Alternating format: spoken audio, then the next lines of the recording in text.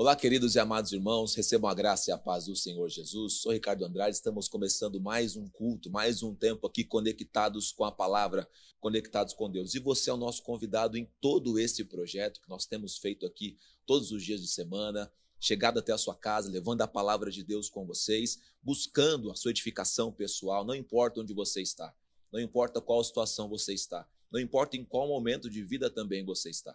Que você tem que guardar dentro de você é uma verdade de Deus para o seu coração. Deus pode mudar a sua história, Deus pode transformar a sua vida, Deus pode mudar a sua realidade, mas o que Deus quer realmente mudar é o seu coração.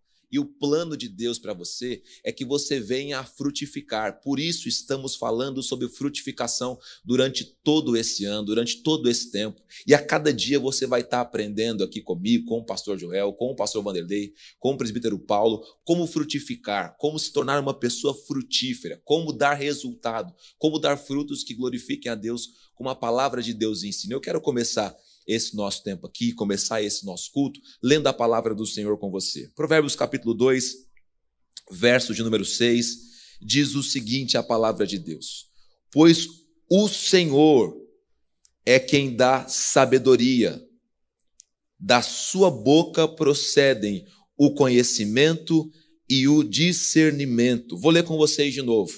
Pois o Senhor é quem dá sabedoria, da sua boca, de sua boca procedem o conhecimento e o discernimento. É da parte de Deus que nós vamos receber tudo o que nós precisamos. E nós precisamos disso que ele nos disse aqui. Precisamos de sabedoria para lidar com as nossas lutas, com as nossas conquistas, com as pessoas que estão nos ladeando, nos rodeando. Precisamos ser sábios para lidar com esse mundo. A Bíblia diz isso, nós precisamos de sabedoria. Um dos apóstolos de Jesus disse, se você quer sabedoria, peça a Deus. O apóstolo Tiago diz isso. Peça a Deus, pois ele dá livremente. Deus não guarda sabedoria para si. Ele quer distribuir, quer que você saiba. Para que da sua boca venha o conhecimento e o discernimento. Coisas que nós precisamos e precisamos muito também. Então se concentra, então volta o seu coração, então se prepara para receber da parte de Deus sabedoria, revelação da palavra e graça e poder de Deus para a sua situação, para aquilo que está vivendo aí. Nossa oração é essa, eu quero começar esse culto junto com você, orando alguns segundos com você, quero que você feche seus olhos. No nome de Jesus, Pai, começamos mais uma noite na Tua presença e pedimos o Teu cuidado e o Teu favor, Deus. Vem fazer, Deus, presente entre nós, vem impactar a nossa vida e vem nos abençoar, Pai. A nossa oração a Ti é o nosso clamor e o nosso pedido diante do Senhor, em nome de Jesus Cristo. Amém. Deus abençoe a sua vida.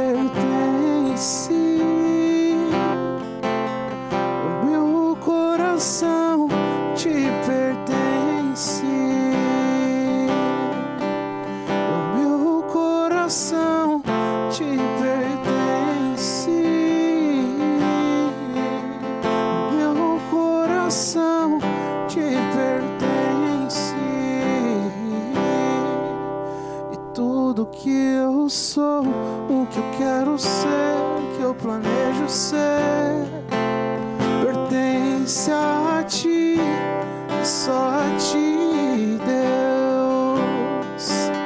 E tudo que eu sou, o que eu quero ser, que eu planejo ser, pertence a ti, e só a ti, Deus.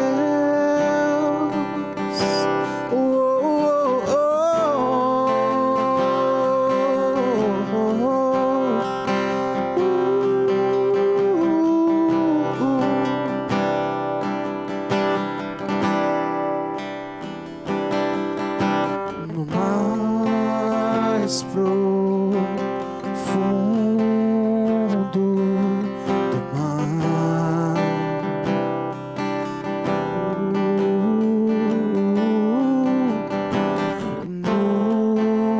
nos mais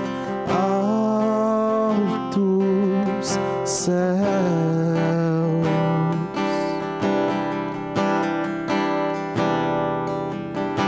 e mesmo se o medo chegar, tu estás comigo. Nunca esteve longe de mim,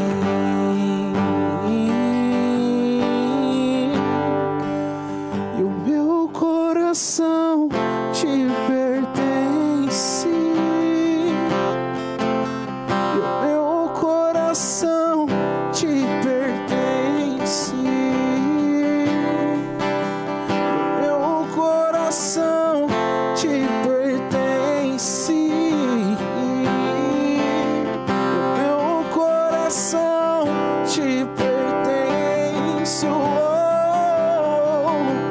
E tudo que eu sou, o que eu quero ser, o que eu planejo ser, pertence a ti, e só a ti, Deus. E tudo que eu sou, o que eu quero ser, o que eu planejo ser, pertence a ti, e só a ti, Deus. E tudo que eu sou, o que eu quero ser, o que eu planejo ser, pertence a ti, e só a ti, Deus. E tudo que eu sou, o que eu quero ser, o que eu planejo ser, pertence a ti, e só a ti, Deus.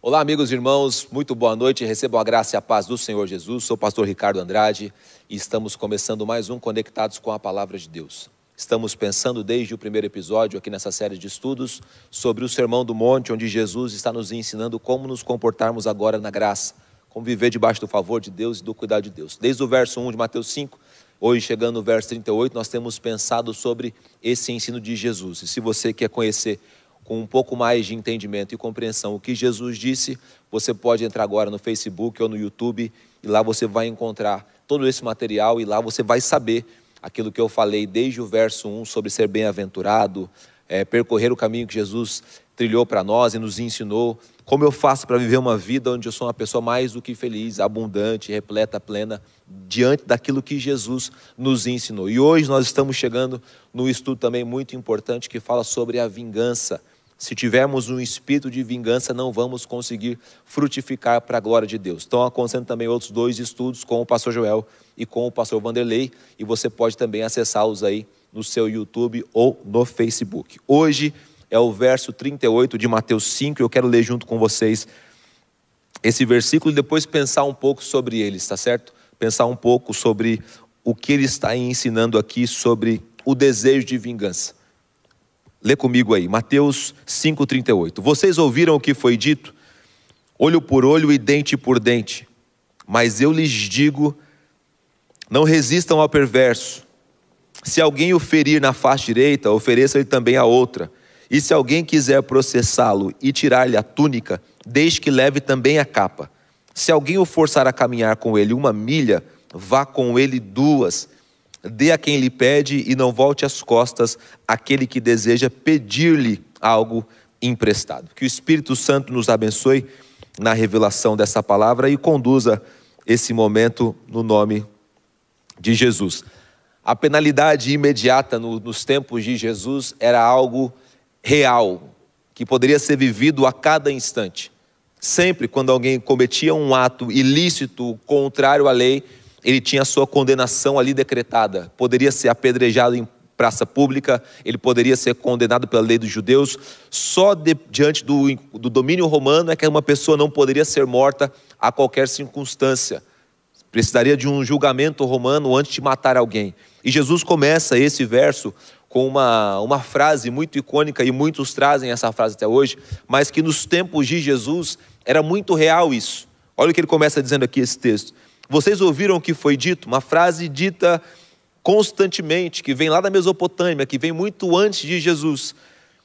Olho por olho e dente por dente. Nós pensamos muitas vezes assim também. Pensamos com esse pensamento antigo. Se alguém te fez mal, o que essa pessoa merece? Ela merece a paga imediata, o reflexo imediato daquilo que foi feito. Ela merece sofrer com a mesma dor que você sofreu, ter a mesma situação que você teve. E isso é o que, meu querido? Isso é um espírito de vingança que está dentro de nós. Nós temos esse espírito.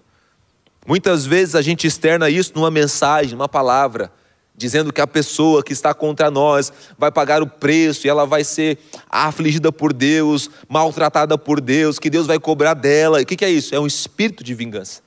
Nós temos algumas canções que a minha amiga Ângela Valtier conhece muito bem, que falam sobre a vingança do povo evangélico, a vingança do servo de Deus, a vingança daqueles que se sentem constrangidos, ofendidos, pressionados ou até perseguidos, dizendo assim, não, agora Deus vai se vingar de vocês, Deus vai agir contra vocês. E o que Jesus está ensinando aqui é que você tire do seu coração todo o espírito de vingança, porque aquele que busca a vingança não está buscando a Deus.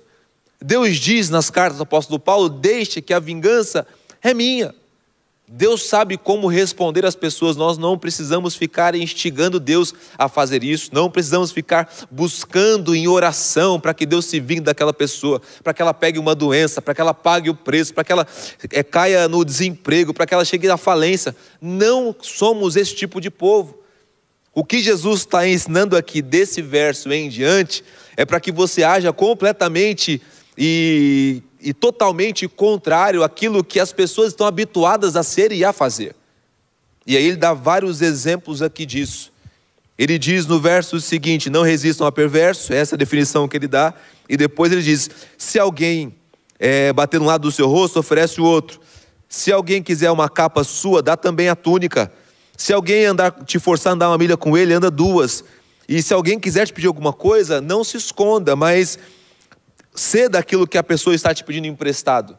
Todo o comportamento que o judeu habitualmente tinha, Jesus está dizendo assim, faça o contrário disso, porque agora eu mudei a lei, agora eu mudei a regra, agora vocês estão vivendo debaixo da graça, agora eu trouxe o evangelho para vocês, agora eu mostrei a revelação de Deus plena e total para a vida de vocês, e ele mostra um outro caminhar. E eu quero pensar, diante disso aqui que Jesus está falando, num outro texto bíblico junto com você. E eu quero que você anote aí, se você está anotando, e se você está com a Bíblia aberta aí, eu quero que você abra em João capítulo 8. João capítulo 8, Evangelho de João, vai um pouquinho para frente aí, nesses próximos 16 minutos aí, eu quero pensar junto com você em João capítulo 8. Quero fazer uma leitura aqui rápida desse texto que você provavelmente conhece, e pegar princípios aqui, não se esquecendo o que lemos em Mateus 5, tá certo? Depois voltar naquele texto lá para fazer o desfecho desse nosso estudo. João capítulo 8, o verso 3 está dizendo o seguinte, os mestres da lei e os fariseus trouxeram-lhe uma mulher surpreendida em adultério. Fizeram-na ficar em pé diante de todos, uma vergonha pública, e disseram a Jesus: Mestre, essa mulher foi surpreendida em ato de adultério. Na lei de Moisés, nos ordena apedrejar tais mulheres. E o que o Senhor diz? Eles estavam usando essa pergunta como armadilha, a fim de terem uma base para acusá-lo. Jesus inclinou-se e passou a escrever com o dedo no chão. Visto que continuava a interrogá-lo, ele se levantou e lhe disse: se algum de vocês estiver sem pecado, seja o primeiro a atirar nela pedra alguma. Inclinou-se novamente e continuou escrevendo no chão. Os que o ouviram foram saindo, um de cada vez, começando pelos mais velhos. Jesus ficou só com a mulher em pé diante dele. Então ele pôs-se em pé e perguntou-lhe: mulher, onde estão eles? Ninguém a condenou? Ninguém, Senhor. Verso 11, disse ela. Declarou Jesus: eu também não a condeno. Agora vá e abandone a sua vida de pecado. É nesse texto que eu quero falar um pouquinho com vocês sobre misericórdia, sobre graça, sobre favor de Deus, sobre queimar e matar em nós o espírito de vingança. E o espírito nasce muito da forma como a gente olha as situações. Jesus começou o texto lá de Mateus 5, dizendo: olho por olho, dente por dente. Se você enxergar todas as situações como punitíveis e decisivas de vingança, necessitadas de vingança, você vai ter um olhar vingativo. Se você olhar para você e para as situações como situações que necessitam de misericórdia e oportunidade, assim essa situação será. Depende do nosso olhar, depende da forma como a gente está enxergando as situações que nos rodeiam. Temos pessoas que nos perseguem? Temos. Temos pessoas que nos fazem mal? Temos. Temos pessoas que querem a nossa destruição, o nosso mal? Temos. Mas nós não somos chamados para nos vingar dessas pessoas. É isso que eu quero que você entenda nessa noite. Esses fariseus aqui pegam uma mulher em adultério. Pegam uma mulher num ato condenado pela lei. Levítico capítulo número 20. Todo aquele que foi encontrado em adultério deve ser morto, tanto o homem quanto a mulher. Verso 10. Então eles estão trazendo uma situação real, da vida real. E estão usando aquilo para colocar Jesus num questionamento. Forçar Jesus a fazer algo, a falar algo que vai contra a lei de Moisés. Eles conheciam muito bem o olhar de Jesus. Eles conheciam muito bem a forma como Jesus tratava as situações. Eles conheciam muito bem, talvez, a próxima fala de Jesus, o que ele ia dizer. Eles já tinham maquinado dentro deles uma forma de pegá-lo, condenando a lei, para que ele pudesse agora ser condenado como um blasfemo pela lei de Israel. E o olhar de Jesus para aquela situação é diferente do olhar dos fariseus. O olhar deles é um olhar de favorecimento. Eles já estão enxergando a situação do prisma errado. Você sabe, o texto diz que foi uma mulher que foi levada até Jesus. Mas ninguém comete um ato de adultério sozinho. Ninguém está lá praticando o ato sexual sem um outro par. Cadê o homem dessa relação sexual? Cadê o homem desse ato de adultério? Cadê essa outra pessoa? Talvez os fariseus deixaram ele sair. Talvez os fariseus falaram para ele: não, o nosso negócio só com essa mulher aqui, ela vai ser apedrejada agora, ela vai ser exposta agora, envergonhada agora, humilhada agora. Eles favoreceram aquela outra pessoa. Se foi pega no ato de adultério, então ambos estavam ali, ambos foram surpreendidos. Mas cadê o rapaz? O olhar do favorecimento é um olhar que detrém, que ele prejudica esse sentimento que eu tenho que ter de não ser vingativo. Porque quando eu quero favorecer alguém, eu já estou usando um arbítrio que não deve ser usado. Eu já estou usando uma regra que não deve ser usada. Já estou usando um plano de fundo que não deve ser usado. A gente corre muito esse perigo.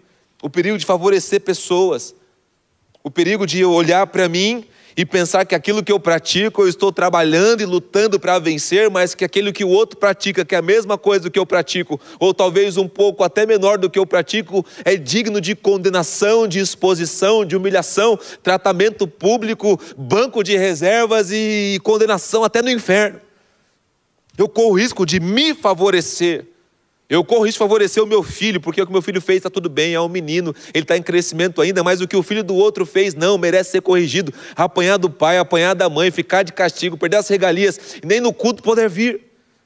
Eu corro o risco de olhar para situações e favorecer tudo isso porque eu tenho dentro de mim aquilo que Jesus disse para eu não ter mais. Os judeus ali que já ouviram essa fala de Jesus, eles ainda trazem dentro dele esse desejo, essa vontade de que alguém pague por aquilo que eles acham que deve pagar. Então o olhar que favorece é um olhar que está maculado ainda por aquilo que Deus mandou que você não tivesse mais. E o mesmo olhar que favorece um em detrimento de outro, é o olhar que condena um em detrimento da condenação do outro. É o mesmo olhar. Eles queriam apedrejar essa mulher, esse era o plano deles. Mas antes, vamos condenar Jesus. Só que aí Jesus, na sua sabedoria sagrada, no seu conhecimento de todas as coisas, diz aqui que no verso de número 7, Jesus diz o seguinte: visto que continuavam a interrogá-lo, ele se levantou e disse: se algum de vocês estiver sem pecado, seja o primeiro a atirar pedra nela. Aí Jesus toca na ferida dos fariseus, de quem estava ali, dos mestres da lei, mas toca também na minha ferida, toca também na sua ferida. Por quê? Porque a gente olha para alguém e condena muitas vezes as pessoas pelo que ela fez, pelo que ela deixou de fazer, pelo que ele fez, pelo que ele deixou de fazer. A gente vai e toca na ferida, e Jesus diz: tá bom, realmente talvez a situação era real, como eu disse no princípio, o adultério era real, mas o que Jesus está dizendo é o seguinte: o adultério é verdadeiro, é real, mas qual de vocês que vai tacar a pedra nessa mulher que não cometeu um pecado senão igual, ou parecido, ou desejou no coração a mesma situação que ela estava praticando? E aí ele pega todas as pessoas e diz: vocês não têm condições de julgar, só existe um justo juiz. Vocês não têm condições de condenar ninguém, de apedrejar ninguém, de acabar com a vida de ninguém, de se vingar de ninguém. Nós não temos condições de condenar ninguém. Primeiro que a condenação é dada a Deus, e quem define isso é o juiz. Jesus é o justo juiz. É Jesus quem sabe quem vai ser condenado, quem não vai ser condenado. É Jesus quem tem condições de fazer essa leitura. E o que Ele requer de nós, que nós tenhamos um coração misericordioso como Ele teve. Por quê? Porque aquele já foi ensinado isso pelo mesmo Sermão do Monte, porque aquele que exerce misericórdia receberá da parte de Deus misericórdia. Aquele que condena vai receber de Deus condenação, e aquele que não perdoa não vai receber perdão de Deus. Então, é uma via que Jesus está ensinando. Se você tiver o comportamento desses fariseus, olho por olho, dente por dente, adulterou, ela vai ter que ser condenada e apedrejada. Nos seus pecados você vai requerer isso também sobre você. E o que Jesus mostra aqui é que esse olhar condenatório é um olhar que nós não devemos ter. Não devemos ter. É claro, nós fomos chamados como pastores, como líderes, para ajudar pessoas. Ajudar pessoas que são como essa mulher aqui, encontrada em adultério, encontradas em pecados. Como é que eu faço isso? Condenando essas pessoas? Não, eu trato com misericórdia. O que é misericórdia? É você sentir a miséria do coração, é você se compadecer pela fragilidade do coração do outro, é você mostrar para essa pessoa que existe uma outra forma de viver, existe um outro jeito de encontrar prazer, existe um outro jeito de encontrar alegria, existe um outro jeito de revelar, enfim, existe uma outra forma de viver que agrada a Deus, em que Deus é honrado, em que Deus é exaltado, em que Deus se sente feliz com aquilo, e não somente essa forma que você está encontrando. Nós temos que ter misericórdia das pessoas, e Jesus, nesse mesmo texto aqui, ele mostra isso. Então o texto já nos ensinou duas coisas. Primeiro, não tenha um olhar seletivo, que escolhe pessoas, que favorece pessoas. Não tenha um olhar condenatório também. Não chegue nas situações para condenar, você não foi chamado para isso. Aí o texto nos ensina o que nós precisamos ter aqui. O texto diz que nós temos que ter um olhar, um coração que cede misericórdia, como eu disse para vocês, e que também cede novas oportunidades. Olha o que Jesus está dizendo aqui para essa mulher. Depois que ele diz que quem não tivesse pecado, que atirasse a primeira pedra, ele volta para o lugar que ele estava. Ele volta para onde ele estava inclinado, escrevendo no chão. No verso 9 diz que os que ouviram aquilo que ele disse foram saindo um a um, começando do mais velho até o mais novo. Jesus ficou sozinho com a mulher. E aí ele pergunta para ela duas coisas. Ele faz uma pergunta e uma afirmação. Ele diz o seguinte na sua pergunta: mulher, onde estão eles, aqueles que estavam querendo te apedrejar? Ninguém a condenou? Ninguém, disse ela. Ele disse: eu também não a condeno. Jesus está contribuindo então com o pecado, pastor Ricardo? Jesus está afirmando que tudo bem você pecar, você errar? Não. Ele está dizendo o seguinte: olha, eu não quero condenar você. Não é a minha intenção te condenar. Jesus não veio para condenar as pessoas, veio dar uma oportunidade para que as pessoas creiam e sejam salvas. Ele veio condenar esse mundo que jaz no maligno, e esse mundo já está condenado. Haverá destruição, mas para todo o ser humano, Jesus representa a oportunidade de Deus de mudar sua vida, de ser salvo, de ser transformado, de ser resgatado. Ele disse: eu não quero te condenar. Nos evangelhos, Jesus diz o seguinte: vocês devem temer, não aquele que pode condenar o corpo, matar o corpo, mas aquele que pode matar o corpo e condenar a alma. Ela está diante daquele a qual os homens devem temer. O veredito de Jesus sobre ela é de ser temível. O veredito de Jesus sobre mim e sobre você é o que deve ser temido. E ele está dizendo aqui para ela: eu não quero te condenar. Eu que posso, não quero fazer isso. E aí ele diz o seguinte na sequência do texto: ninguém te condenou, mulher? Não, ninguém te condenou. Eu também não te condeno. Porém agora vá e abandone a sua vida de pecado. Ele pega aquela mulher e diz para ela assim: olha, a sua vida vai seguir. Você vai seguir com a sua história, porém escreva uma história nova. É o olhar de Jesus. É o olhar que pega pessoas, não faz essas pessoas qualquer pessoa, não joga no lixo, não amaldiçoa, não condena o futuro, não.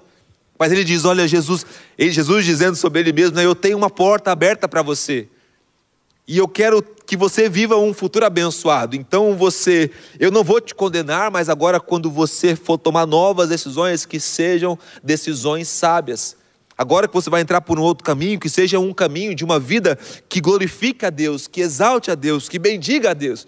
Então vá e não peques mais. Então vá e abandone toda a sua vida de pecado. Vá e tome um novo caminho. Vá e comece de novo.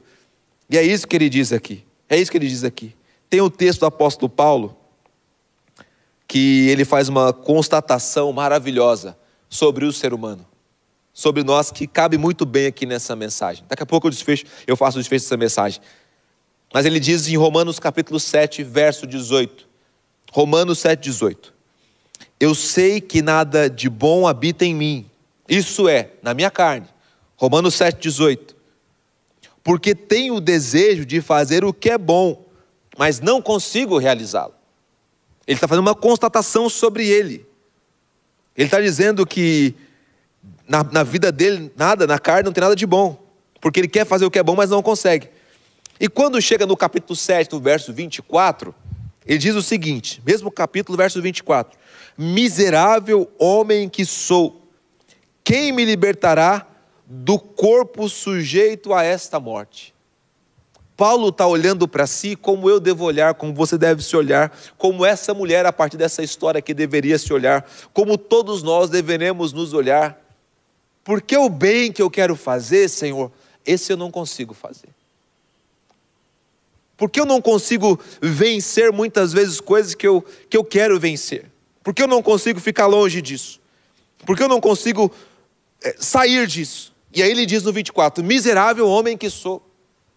Ele está reconhecendo a sua dependência de Deus, está reconhecendo a sua necessidade de Deus, porque quando a gente se desvincula de Deus, nós viramos umas bestas feras, nós entramos por um caminho de perversão, de destruição, mas quando você está com o olhar voltado para aquele que pode condenar a sua alma, e você percebe que Ele põe sobre você graça, põe sobre você misericórdia, que você, quando está em apuro, em dificuldade, você vai para o trono da graça de Deus, como diz Hebreus, e lá você busca força, lá você busca misericórdia, lá você busca saída, lá você busca socorro, você usa aquele escape que Paulo diz aos Coríntios: eu tenho um escape para vocês, mesmo no meio da tribulação, da tentação, tem um escape. Quando você busca isso, você fica fora de tudo isso, para não ser condenado.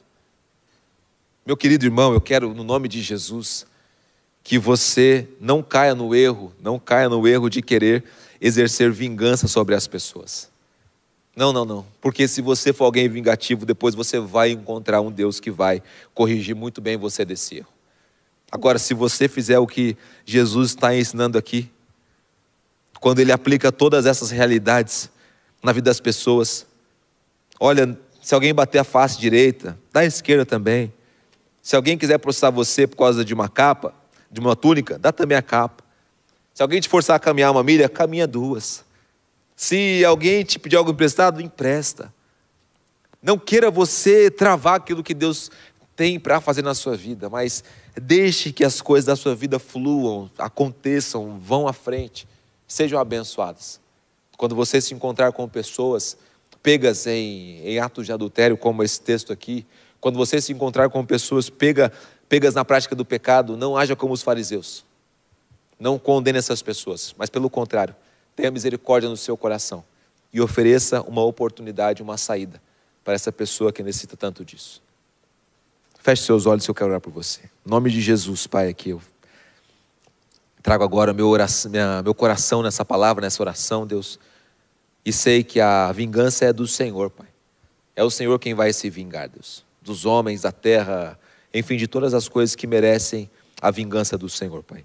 Quanto a nós, eu oro para que nós tenhamos um coração misericordioso e um coração que ofereça, Deus, que ofereça saídas, ofereça oportunidades novas para aqueles que estão diante do Senhor, Pai. Aquela mulher estava cheia de pecado na sua vida, estava com uma vida completamente destruída, torta, Senhor Deus, cheia de marcas, Pai, e tristezas, mas o Senhor disse: vai e não peques mais. Existe uma oportunidade até mesmo para aquele que está caído aqui nessa noite me ouvindo, Deus. E eu peço que o Teu Espírito Santo agora o convença, Pai. Fale com ele, Senhor Jesus, porque no Senhor ele vai encontrar sempre misericórdia e novas oportunidades, Pai. Obrigado por essa noite, em nome de Jesus. Meu querido irmão, se Deus permitir e assim nos abençoar, semana que vem a gente volta, a gente está junto de novo. Deixo para você aqui meu abraço, uma sexta-feira muito abençoada e um final de semana cheio da graça de Deus. Forte abraço e até lá.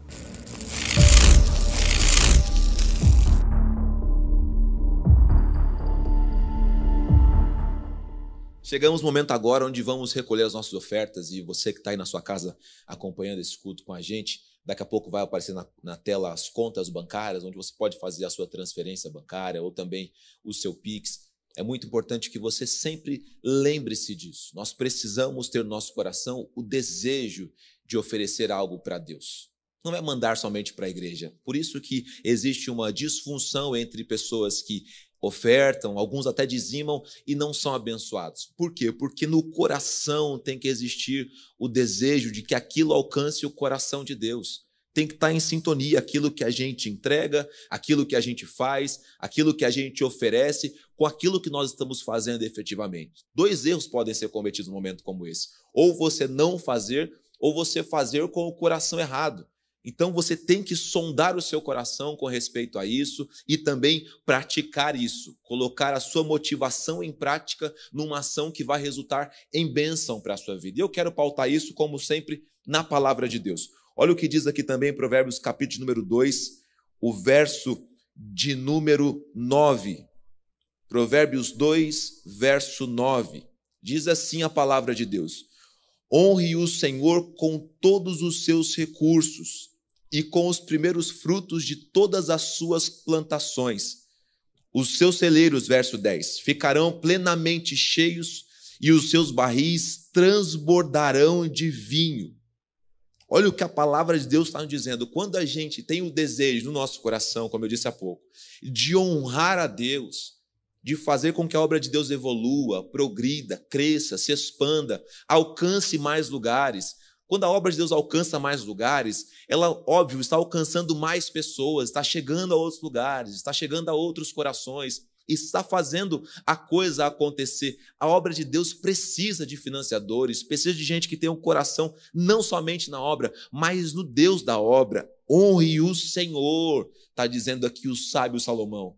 Quando entregamos, quando ofertamos, quando fazemos isso, precisamos ter o desejo de honrar ao Senhor, oferecer algo ao Senhor. Estamos semeando numa obra que é terrena, que é humana, é claro, a igreja é algo humano, mas que tem o desejo de honrar ao Senhor. É como o templo que Salomão construiu. Esse homem sabia bem o que ele estava fazendo.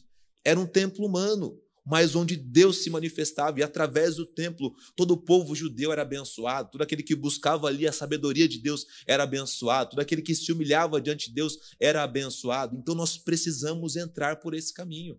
Honrar ao Senhor é um desejo do meu coração, tem que ser um desejo do seu coração, querer honrar ao Senhor, querer oferecer algo para Ele. E o texto diz aqui, com o que nós fazemos isso? Não é só a intenção, é a intenção mais a ação. Tem no coração o desejo de honrar ao Senhor, e aqui diz, com os recursos dos nossos primeiros frutos, de tudo que a gente tem. Honramos ao Senhor com o quê? Como? Com aquilo que nós possuímos, com aquilo que vem às nossas mãos. Com o suor do meu trabalho, com aquilo que eu recebo, com aquilo que eu ganho, com aquilo que eu vivo, com tudo o que eu tenho, eu estou honrando ao Senhor quando ofereço isso na casa, na obra, na igreja, para que aquilo seja usado para a expansão do reino. Então participe disso, não fique de fora disso.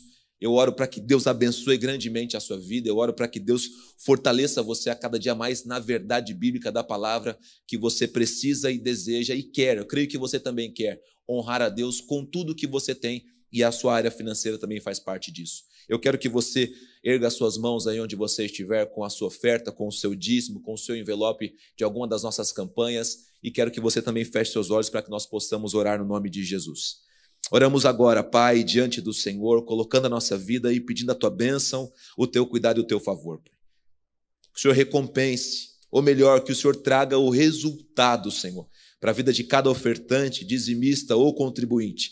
Que ele veja o Teu cuidado, veja o Teu favor e, acima de tudo, veja a Tua bênção vindo sobre eles, porque a Tua bênção, ela não acrescenta dores, ela enriquece, ela fortalece, ela abençoa, Pai.